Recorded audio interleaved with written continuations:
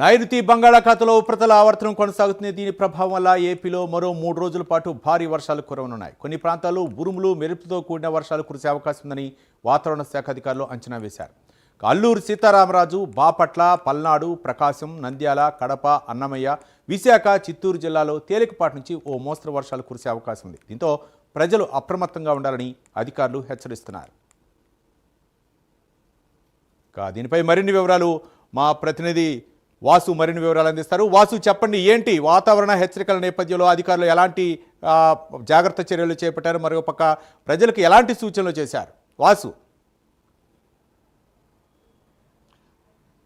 రవి, ఈ వాతావరణ ఆవర్తనం కారణంగా మరో 3 రోజుల పాటు కూడా భారీ నుంచి అతి భారీ వర్షాలు కురిసే అవకాశం ఉంది. దీంతో అధికారులు అప్రమత్తం అయ్యారు. ముఖ్యంగా ఏజెన్సీ ప్రాంతంలో కూడా చాలా గత 2 రోజుల నుంచి కూడా భారీ వర్షాలు కురిసి మరో 3 రోజుల పాటు కూడా వర్షాలు కురిసే అవకాశం ఉంది ఆవర్తన ప్రభావంతో.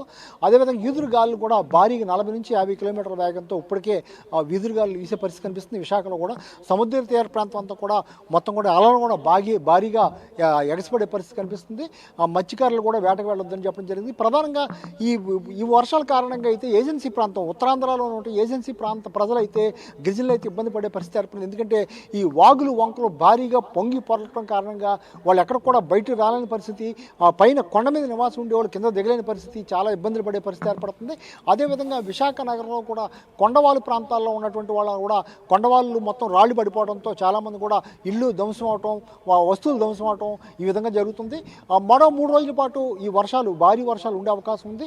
విశాఖ, ఉత్తరాంధ్ర ఉమ్మడి జిల్లాలతో పాటు అటువైపు బాపట్ల అవ్వచ్చు, లేదా నెల్లూరు అవ్వచ్చు, రాయలసీమ అవ్వచ్చు, తదితర ప్రాంతాల్లో కూడా భారీ నుంచి అతి భారీ వర్షాలు కురిసే అవకాశం ఉంది. వాతావరణ శాఖ ఇప్పటికీ హెచ్చరించడం జరిగింది.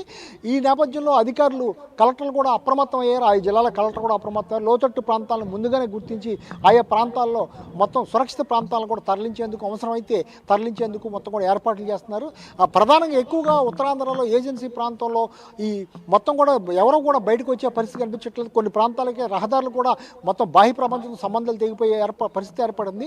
ఆ గిరిజన ప్రాంతాల్లో ఆ వైద్యం కోసం ఇబ్బంది పడుతున్నారు. మనం చూసాం, నిన్న మొన్న కూడా చాలామంది కూడా డోలీ మూతల్లో మృతదేహాన్ని కూడా డోలీ మూతల్లో తెచ్చుకోవాల్సిన పరిస్థితి, కింద దింపాల్సిన పరిస్థితి ఏర్పడింది. అదేవిధంగా అనారోగ్యం పాలైతే ఆ డోలీ మూతల్లోనే తీసుకెళ్లే పరిస్థితి ఏర్పడుతుంది. ఈ వర్షాల కారణంగా ఉన్న చిన్న చితక రోడ్లు కూడా కొట్టుకుపోయే పరిస్థితి, రోడ్ల మీద ఎక్కడ కూడా మొత్తం చెరువులుగా మారిపోయే పరిస్థితి, ఎవరు వెళ్ళలేని పరిస్థితి ఏర్పడుతుంది. మరో 3 రోజుల పాటు ఈ వాతావరణం హెచ్చరికలు ఉంటాయని వాతావరణ శాఖ చెప్పిన నేపథ్యంలో అధికారులు కూడా అప్రమత్తం అయ్యారు. ఈ ఎక్కడెక్కడైతే భారీ నుంచి అతి భారీ వర్షాలు కురిసి ఆ ప్రాంతాల్లో అధికారులు అయితే ఇప్పటికే తగు చర్యలు తీసుకున్నారు. ఎక్కడ భారీ వర్షపాతం నమవుతుందో ముందుగానే వాళ్ళని హెచ్చరించడం జరుగుతుంది. అదేవిధంగా ముఖ్యంగా సముద్ర వేటకి ఎవరు కూడా చెప్పడం జరిగింది. గత 2-3 రోజులకు కూడా వేటకి వెళ్ళే పరిస్థితి కనిపించట్లేదు.